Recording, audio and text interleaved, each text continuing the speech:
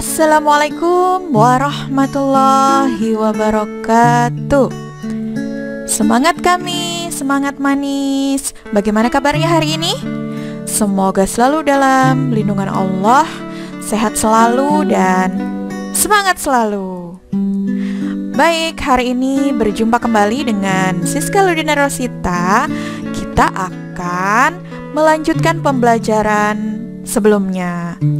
Sebelumnya kita belajar di tematik 5, tema 9, benda-benda di lingkungan sekitar kita di subtema 1. Nah, kali ini kita akan belajar di subtema 2 dengan judul benda dalam kegiatan ekonomi. Sebelum kita mulai pembelajaran kita hari ini, jangan lupa kita awali dengan membaca basmalah. Bismillahirrahmanirrahim. Dan kita berdoa sebelum belajar. Berdoa, mulai.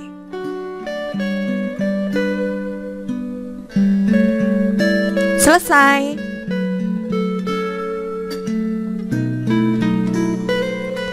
Baik, kita masuk ke dalam materi di muatan bahasa Indonesia.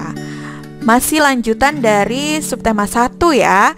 Kita masih akan membahas tentang iklan. Nah, kali ini di awal kita akan membahas tentang isi iklan dalam media elektronik. Ada yang masih ingat?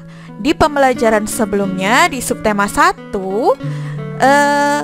kita sudah belajar tentang iklan dalam media cetak, ya kan? Nah, kalau media cetak itu contohnya apa saja? Ada yang masih ingat? Ya, ada koran, majalah, kemudian ada poster, dan lain-lain. Nah, kalau di media elektronik itu misal ada di televisi ataupun radio. Baik.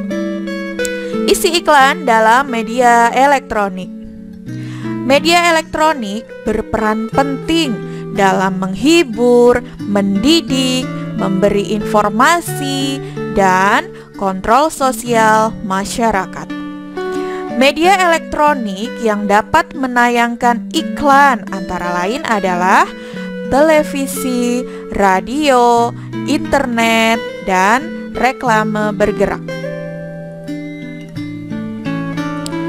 Iklan dengan media televisi atau television, ya itu bahasanya ya.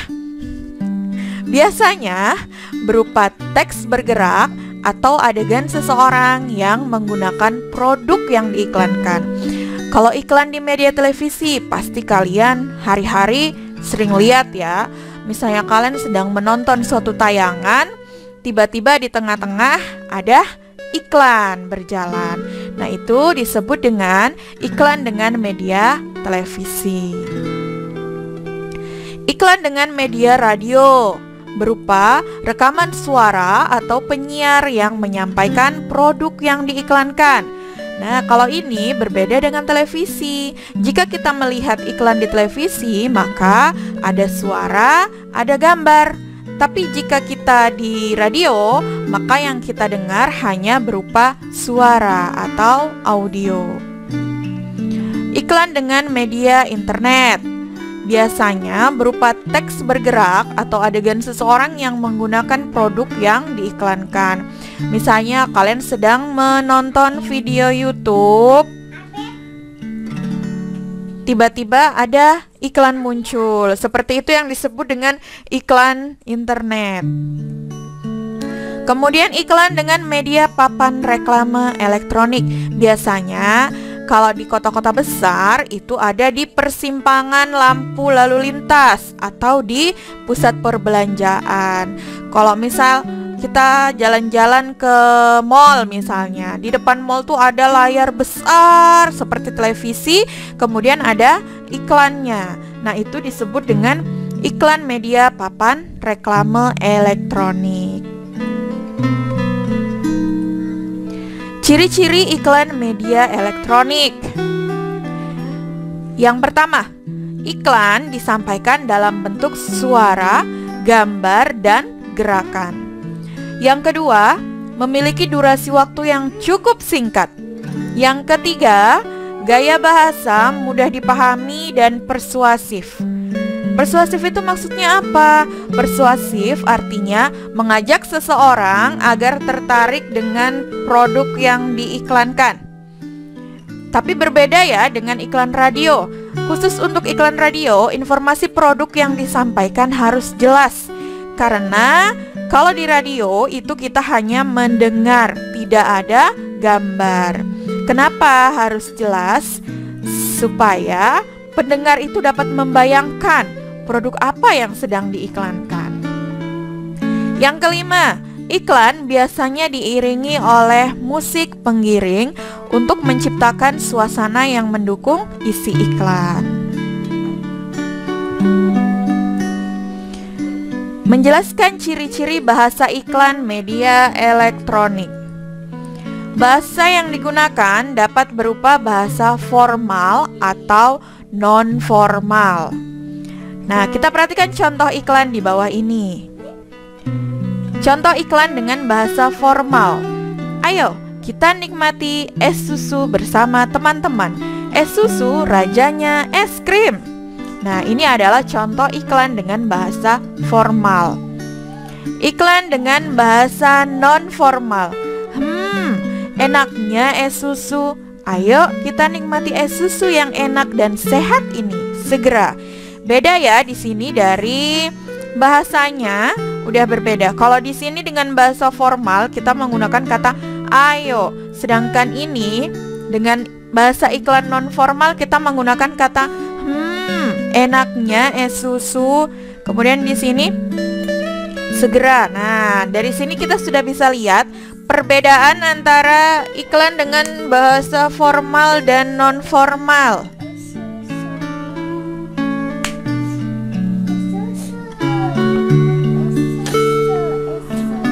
Isi iklan media elektronik.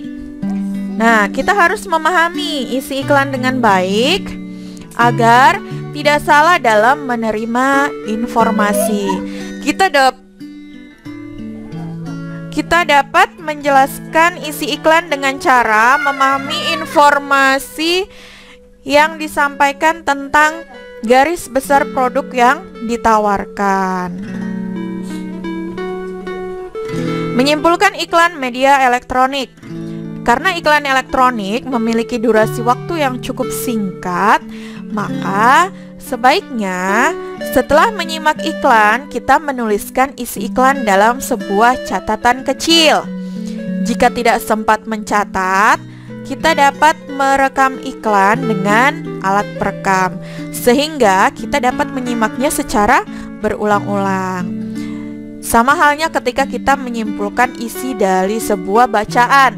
Kalau dari sebuah bacaan kita menyimpulkan, yang pertama kita baca berulang-ulang dengan seksama. Kemudian kita cari poin-poin pentingnya. Kalau perlu kita garis bawahi, baru kemudian kita simpulkan. Begitu juga halnya dengan iklan. Karena iklan itu kan nggak panjang ya, paling berapa menit atau mungkin nggak sampai semenit. Nah, kalau seperti itu kita juga perlu untuk menontonnya berulang-ulang. Jika iklan itu tidak berulang ya kita rekam, kemudian kita catat dalam catatan kecil kita.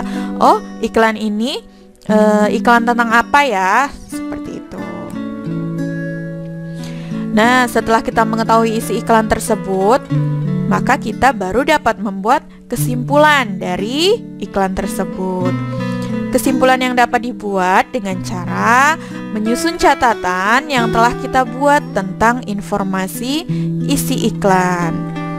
Kesimpulan dibuat dengan bahasa yang ringkas, padat, dan jelas, sehingga mudah dipahami diri sendiri atau orang lain yang membacanya.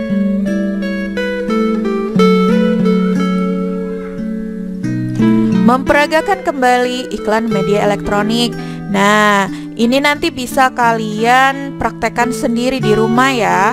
Misalnya kalian menonton sebuah iklan, Kemudian kalian memperagakan iklan tersebut. Misal, iklan tentang pasta gigi atau iklan tentang mobil-mobilan dan lain-lain. Nah, sebelum memperagakan iklan, kalian harus mengingat intonasi dan visualisasi pada iklan yang didengar atau dilihat. Kalian dapat mencatat atau merekam isi iklan tersebut sebagai panduan. Lalu kalian buat narasi singkat agar urutan iklan tersampaikan dengan baik saat kamu memperagakannya.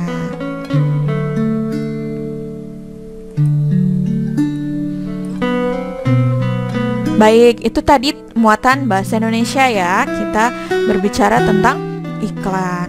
Nah, sekarang kita masuk ke muatan IPA. Sama juga masih melanjutkan dari pembelajaran subtema 1. Masih ingat? Kita belajar tentang campuran homogen dan campuran heterogen. Ya, jadi campuran dibedakan menjadi dua, yaitu campuran homogen dan campuran heterogen. Campuran homogen adalah campuran dua atau lebih zat yang terlarut sempurna. Contohnya juga sudah ada di pertemuan sebelumnya. Air bercampur dengan garam dapur. Garam tidak menyisakan endapan dan air tampak bening dan terasa asin. Contoh lain, air dan gula. Sama ya, air dan gula juga ketika disatukan maka tidak akan menyisakan endapan atau sisa-sisa gula. Dia akan tercampur secara sempurna.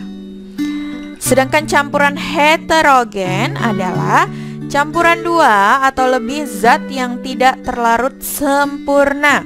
Contohnya, air bercampur pasir. Pasir yang dicampur akan mengendap pada bagian dasar wadah. Contoh lain, air dan kopi. Kopi yang asli ya, kopi yang murni. Kalau kalian pernah melihat orang tua kalian membuat kopi atau misalnya kalian yang buat kopi, maka ketika kita ambil bagian bawah itu masih ada endapan dari kopi tersebut. Atau biasa kalau saya menyebutnya ampas kopi. Seperti itu ya. Tidak hanya itu, ada dua jenis minuman yang sebenarnya adalah zat tunggal, seperti air kelapa dan air minum isi ulang. Zat tunggal adalah zat yang terdiri dari materi sejenis, dan zat tunggal dapat berupa unsur atau senyawa. Unsur adalah zat tunggal yang tidak dapat diuraikan menjadi zat-zat lain melalui reaksi kimia. Oksigen yang kita hirup adalah contoh zat tunggal berjenis unsur. Senyawa adalah zat tunggal yang dapat diuraikan menjadi dua zat atau lebih melalui reaksi kimia. Contohnya air. Air dapat diuraikan menjadi gas hidrogen dan gas oksigen. Campuran dan contohnya. Kita perhatikan contoh-contoh zat campuran di bawah ini. Contoh campuran homogen. Minuman serbuk buah berasal dari campuran air dan serbuk buah. Serbuk stroberi larut sempurna dalam air. Air berubah warna dan menghasilkan manis khas buah stroberi. Kemudian larutan oralit. Nah, pernah dengar atau mungkin kalian pernah minum? Berasal dari campuran air dengan serbuk oralit. Serbuk oralit larut sempurna di dalam air. Kemudian alkohol 70% biasa digunakan untuk membersihkan luka. Alkohol 70% berasal dari alkohol murni yang diencerkan dengan air. Ini adalah contoh-contoh campuran homogen selain air gula, air garam yang tadi ya. Intinya ketika dua zat itu dicampurkan, ketika dia tercampur secara sempurna, tidak ada sisa atau endapan, maka dia disebut dengan campuran homogen. Sedangkan campuran heterogen, nah seperti yang saya bilang tadi ya, air kopi yang menyisakan ampas di bagian dasar gelas. Artinya bubuk kopi tidak larut sempurna di dalam air. Kemudian air dan minyak goreng yang tidak menyatu.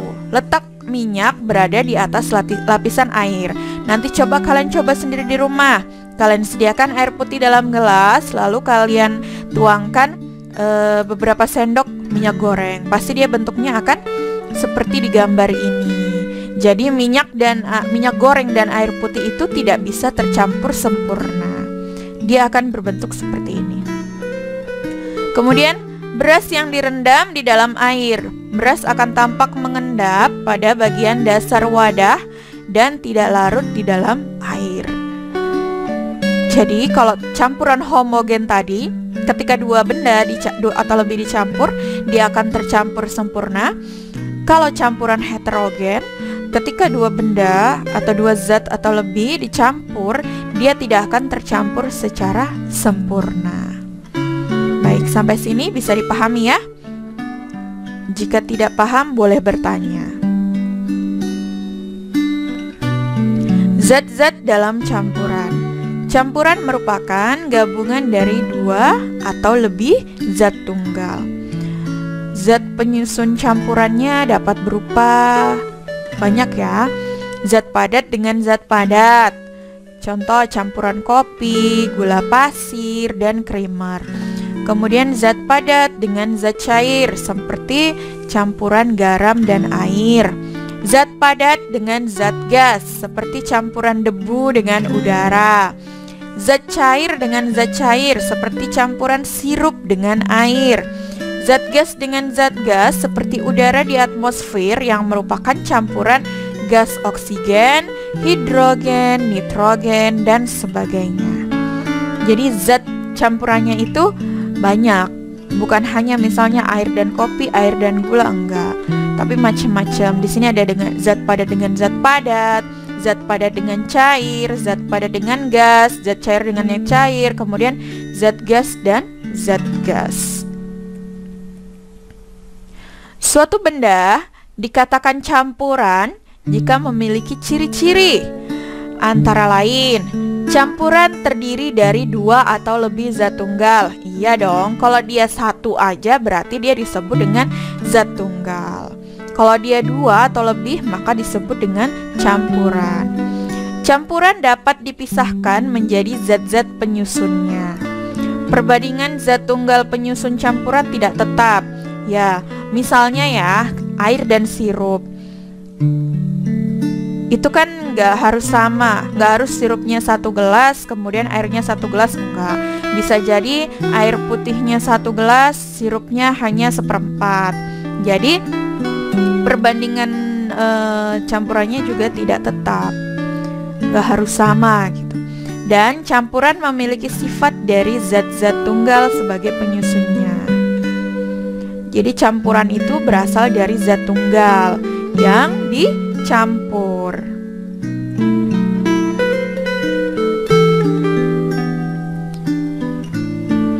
Baik, kita masuk ke dalam muatan SPDP. Di sini kita akan belajar tentang pola lantai dalam tari kreasi daerah. Pola lantai tari kreasi daerah umumnya merupakan tari yang dilakukan secara berkelompok. Contoh, di sini ada contoh tari Seudati yang berasal dari Aceh.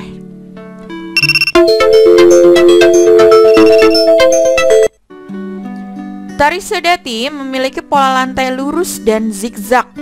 Nah, ini disebut dengan lurus karena dia, nah ini lurus saja, sementara ini adalah zigzag karena ada yang depan, di belakang, depan, kemudian di belakang lagi.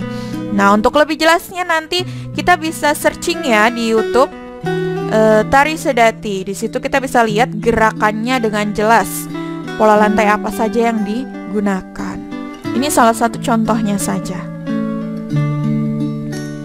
Gambar berikut merupakan gambar contoh bentuk pola lantai tari kreasi daerah. Nah, jadi pola lantai ada macam-macam ya. Ini salah beberapanya. Yang pertama ini namanya pola lantai vertikal, yaitu penari membentuk garis lurus ke depan atau ke belakang. Jadi ini disebut dengan vertikal.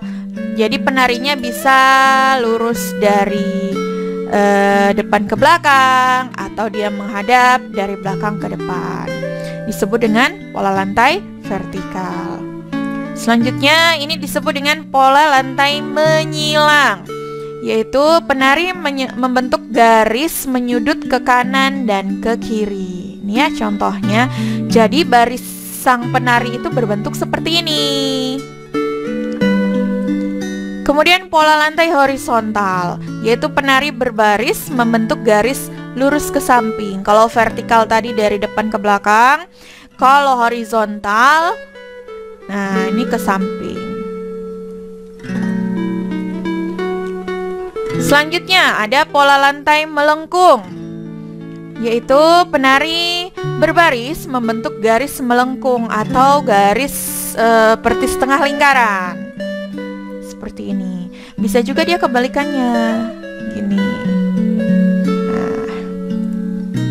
Kemudian pola lantai zigzag, yaitu penari berbaris membentuk garis zigzag atau berliku-liku.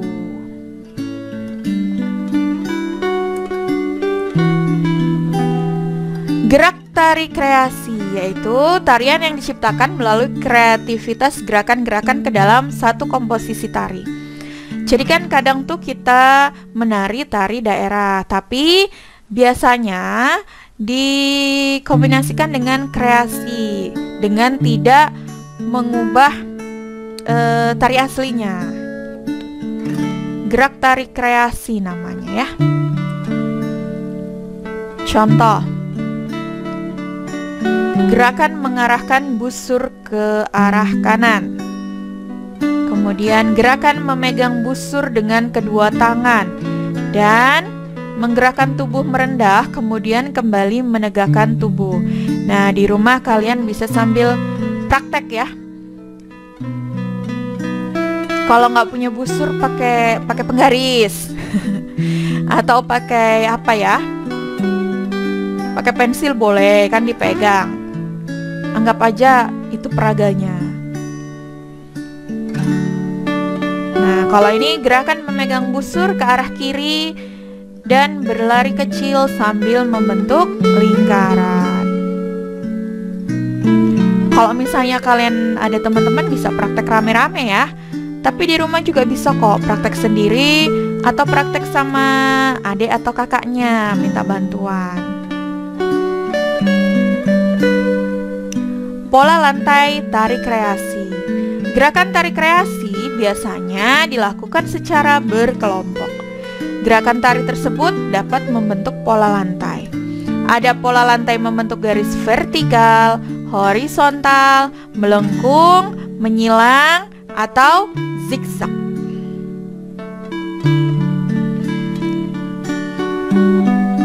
Baik, SBDB tentang pola lantai ya. Jangan lupa nanti dipraktekkan di rumah masing-masing. Kita lanjut ke dalam muatan PPKN. Di sini kita akan bahas tentang peristiwa yang mencerminkan persatuan dan kesatuan bangsa. Seperti yang kita ketahui bersama bahwa bangsa Indonesia itu memiliki banyak sekali keanekaragaman. Dan Indonesia memiliki semboyan Bhinneka Tunggal Ika. Walaupun berbeda-beda tetapi tetap satu. Nah, gimana caranya agar kita dapat memelihara sikap persatuan dan kesatuan? Di sini ada beberapa contoh sikap memelihara persatuan dan kesatuan dapat ditunjukkan antara lain dengan cara berikut. 1. Memiliki perasaan sebagai satu bangsa dan satu tanah air walaupun berbeda suku, budaya, dan agama. Jadi seperti yang sudah dijelaskan di pertemuan sebelumnya, bahwa misal dalam satu kelas atau dalam tetangga lingkungan sekitar, itu kan pasti banyak berbeda suku, budaya, atau mungkin berbeda agama. Nah, walaupun kita berbeda-beda, beda suku, budaya, dan lain-lain, kita tetap harus menghargai perbedaan tersebut. Dan juga sama kok, sama-sama Indonesia gitu.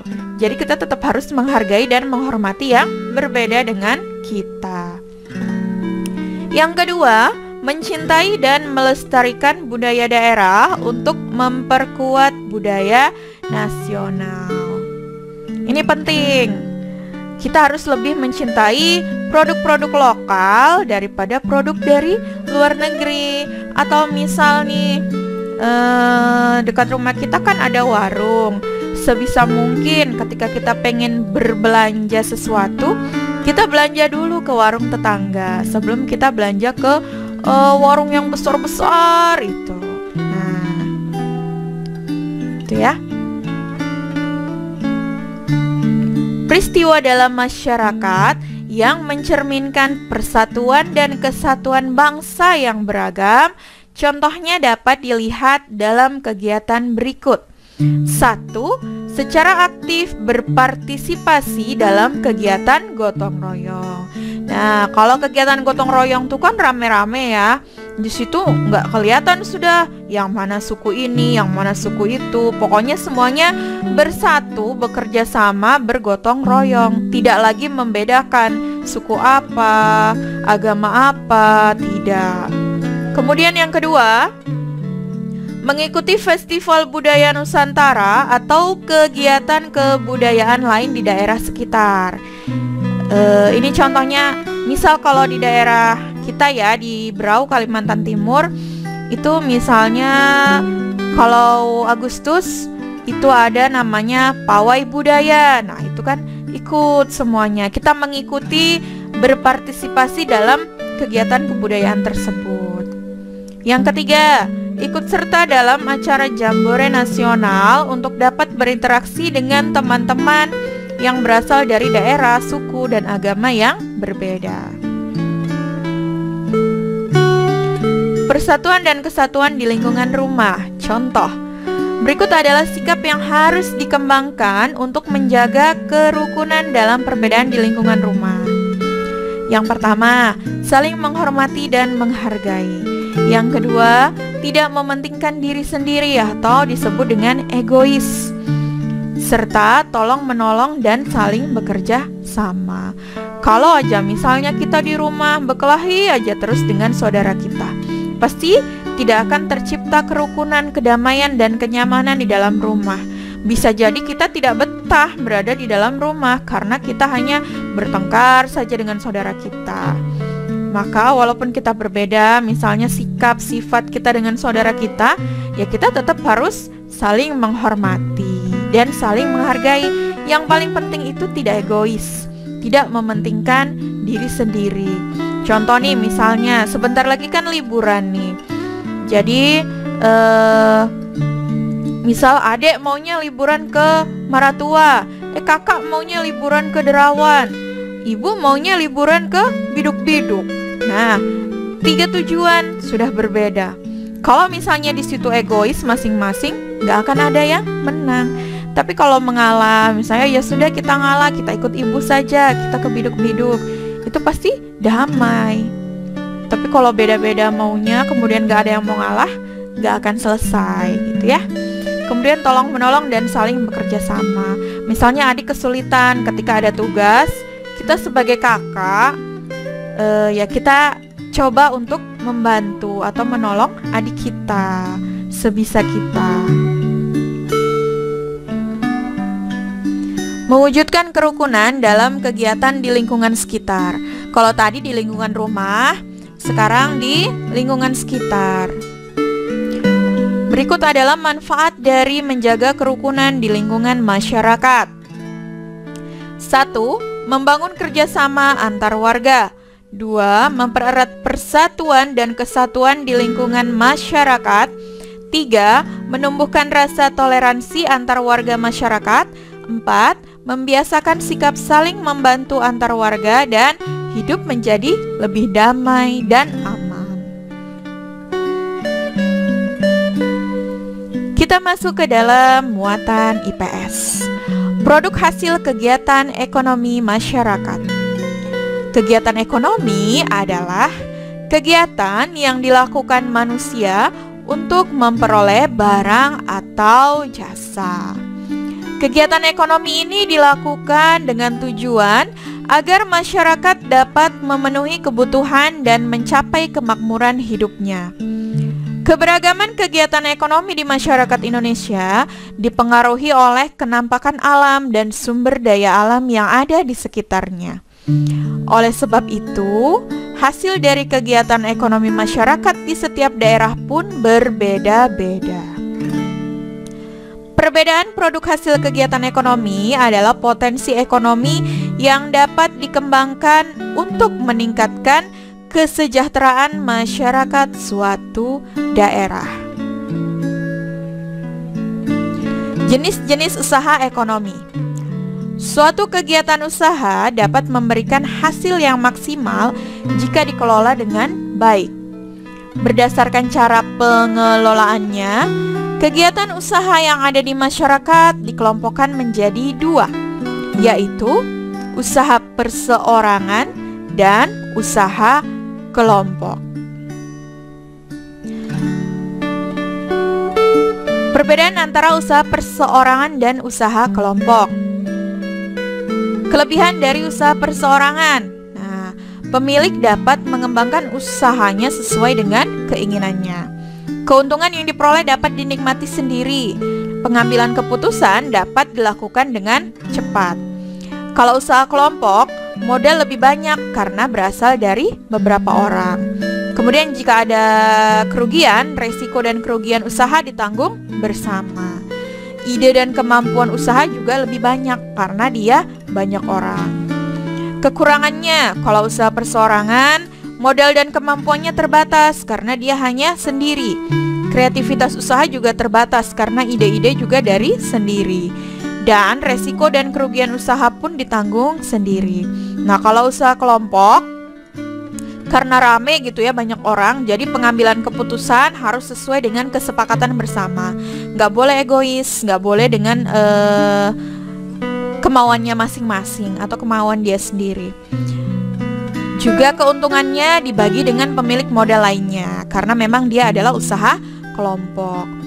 Kelangsungan usaha tidak menentu karena rawan perbedaan pendapat antar pemilik modal. Nah, ini contoh-contoh usaha perseorangan: bengkel kecil, pemangkas rambut, rumah makan, toko kelontong, pedagang asongan, dan lain-lain.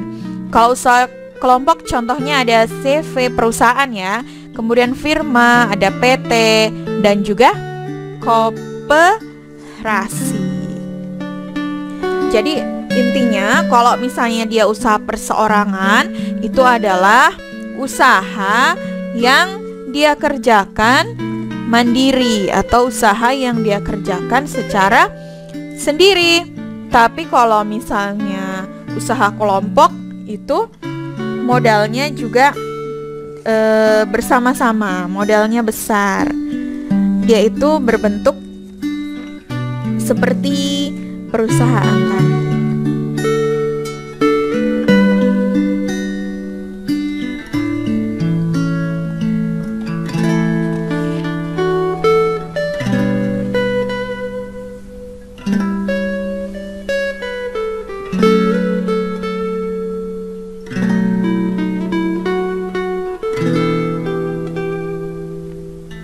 Baik, alhamdulillahirrabbilalamin. Materi subtema 2, tema 9 sampai di sini dulu ya. Jika ada yang belum jelas atau ingin ditanyakan, silahkan ditanyakan. Boleh di kolom komentar, boleh di chat, di Japri, atau di WAG. Jangan lupa di rumah diulang-ulang kembali ya pelajarannya. Boleh dengan cara melihat kembali video-video pembelajaran yang sudah pernah diberikan atau membaca mandiri di buku paket kalian. Dan jangan lupa tetap jaga kesehatan. Jika keluar rumah, tetap patuhi protokol kesehatan dengan 3M, memakai masker, sering-sering mencuci tangan, dan juga menjaga jarak. Kita berdoa bersama, semoga secepatnya kita bisa belajar kembali di dalam kelas, bertemu dengan semua teman-teman dan guru-guru. Baik, tetap semangat ya. Tetap semangat, jangan lupa selalu berdoa, dan sehat selalu. Saya akhiri. Wassalamualaikum warahmatullahi wabarakatuh.